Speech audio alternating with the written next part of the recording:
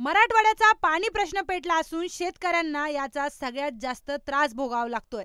नांदूर मधमेश्वर धरणामध्ये जलसमाधीसाठी जात असलेल्या वैजापूर व गंगापूर तालुक्यातील शेतकऱ्यांना येवल्याच्या बॉर्डरवर अडवण्यात आलं। पाण्याचा प्रश्न अत्यंत गंभीर झाल्यामुळे हे शेतकरी धरणात जलसमाधीसाठी जात होते, पण हे जलसमाधीसाठी जात असतानाच या शेतकऱ्यांना येवल्याच्या बॉर्डर रोडवर अडवण्यात आले।